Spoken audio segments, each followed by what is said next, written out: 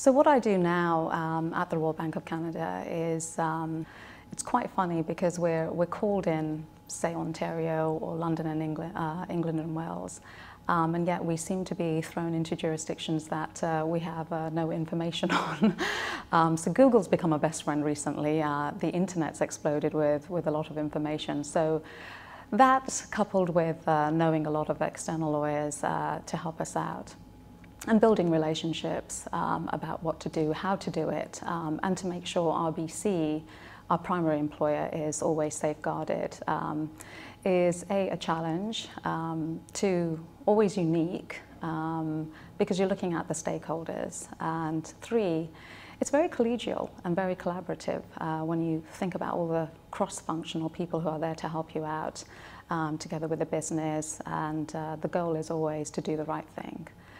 So there's a lot of commotion in the background, but it's always nice to know that you have a solid backing at the Royal Bank of Canada. So what I see for the profession ahead in terms of diversity is that there is this diversity bus, and the professions really must get on that bus before it leaves. Otherwise, there's going to be some tough questions that they will need to answer to. A lot of the clients, such as my employer, will be requesting a diverse group to step up to any piece of work, and that's just something that firms cannot run away from. So they are in the spotlight. They do know they need to provide good, solid data and show evidence that these are the kind of candidates that they have now.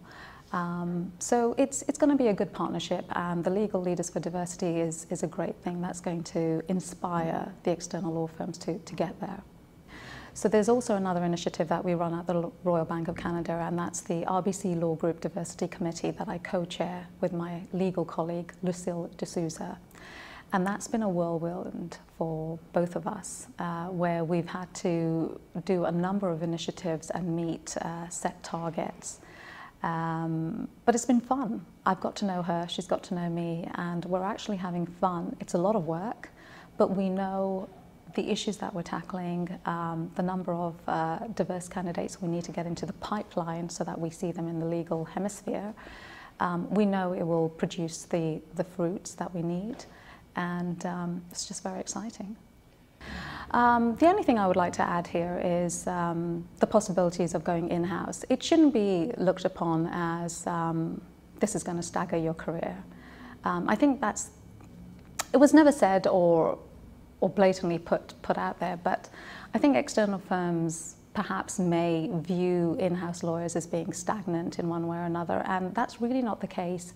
If you pierce the veil of any corporation, you'll see that there's a lot going on, and particularly in the Royal Bank of Canada, there is just a lot going on to the point where you may as well become an external lawyer billing those hours. It is taking your career in a different direction, but by no means is it any lesser form of career. So, you know, that's the only thing that I would add.